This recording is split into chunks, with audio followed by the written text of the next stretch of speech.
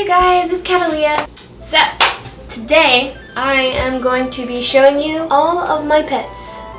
That's right, every single one. I'm not gonna really show you in depth all of their homes and setups and everything just because that would be really time consuming, but I am going to show you all of my pets individually. And if you have any questions about them, you can just ask me in the comments. So, I hope you enjoy. Have fun watching.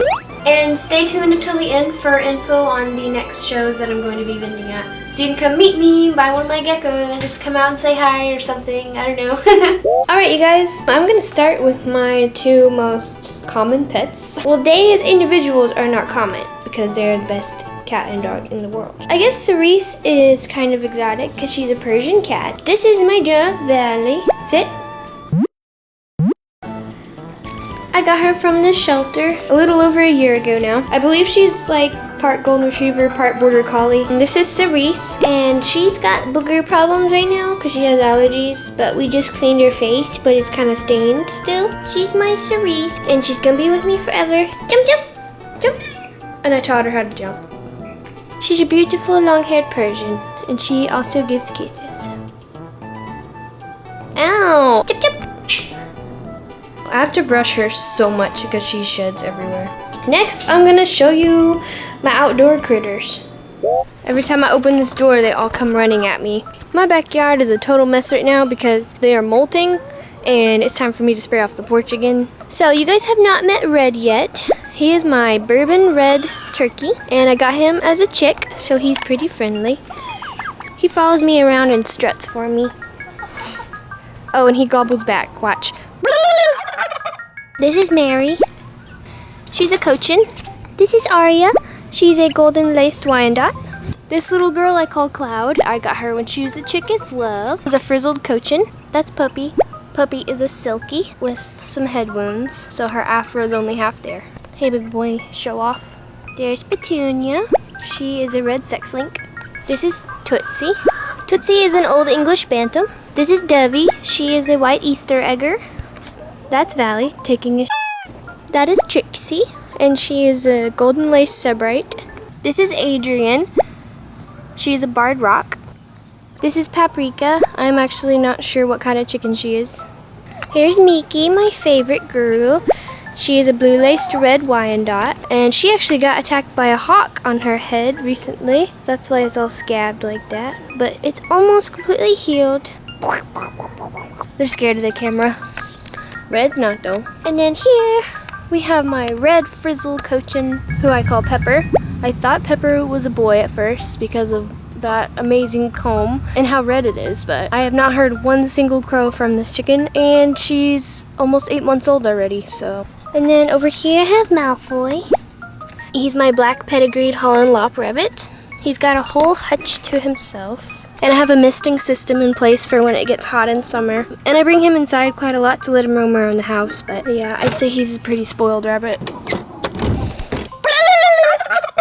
That's right.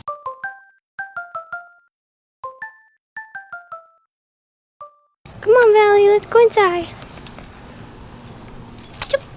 Alright, now before we move on to the reptile room, I'm going to show you guys my fish. This is Tofu, my Oranda goldfish.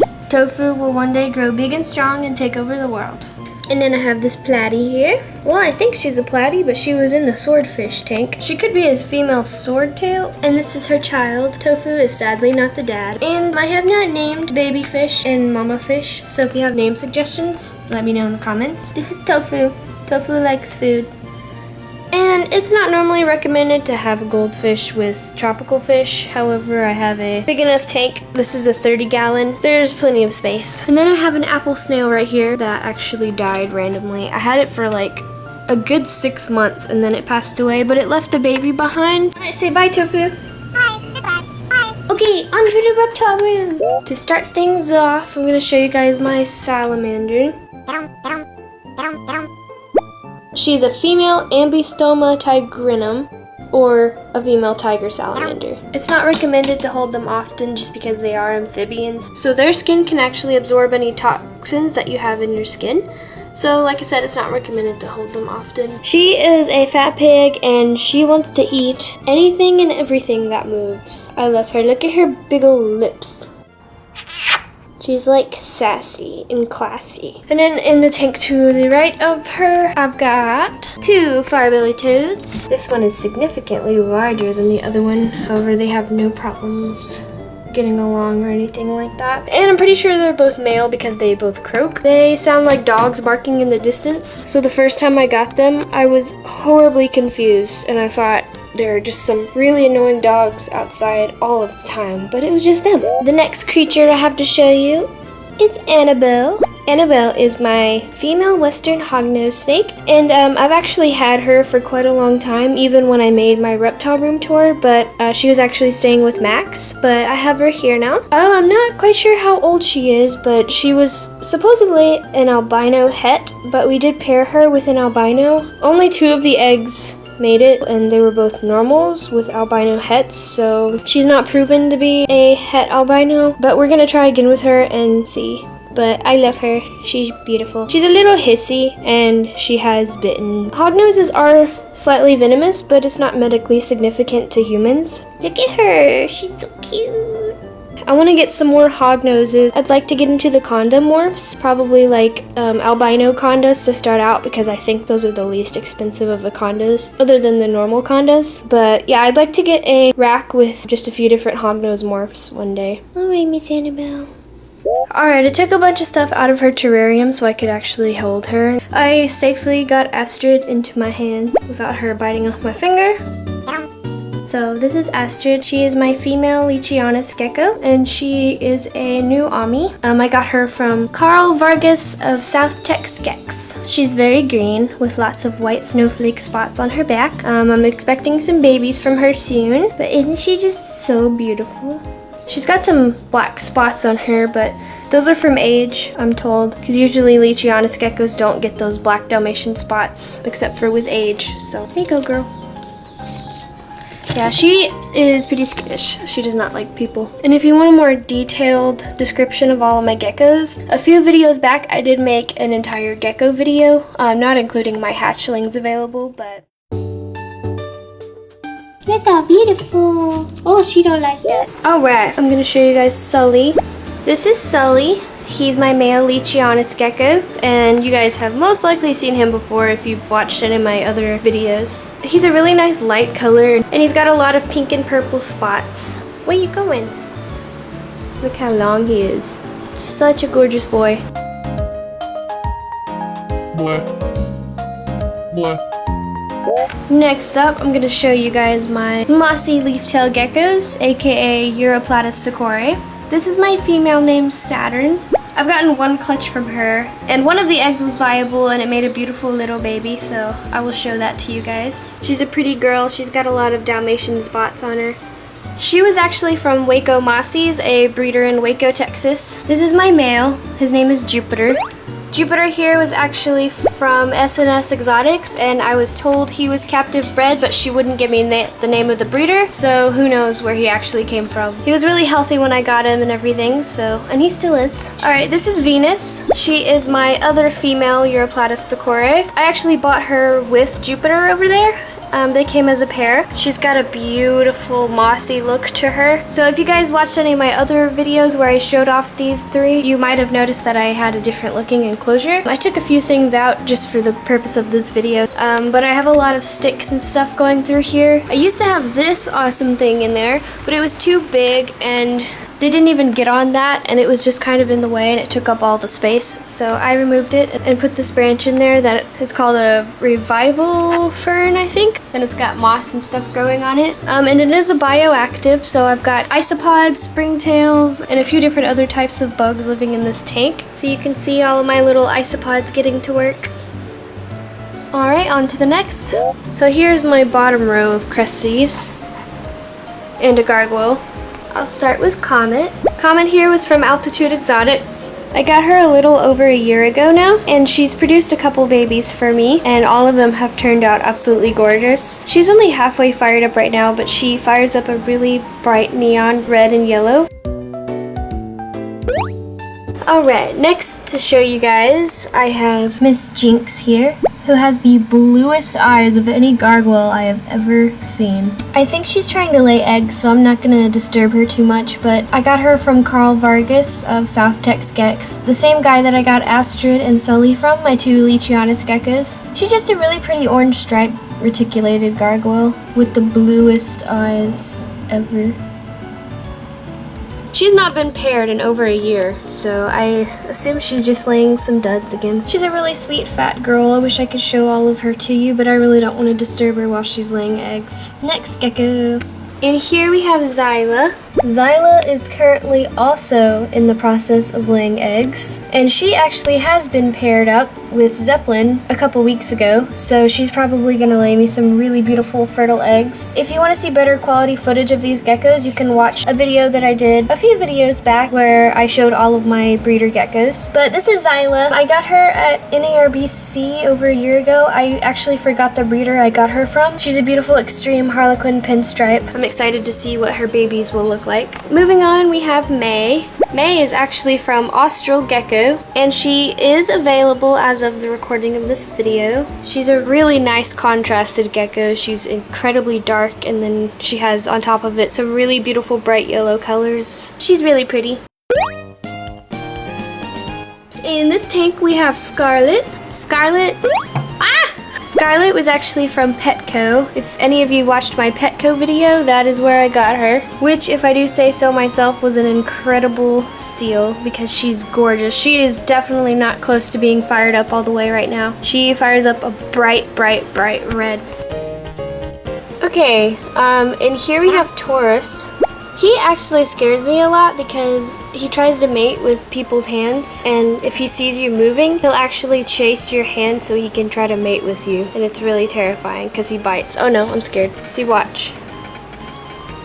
He's scary, dude.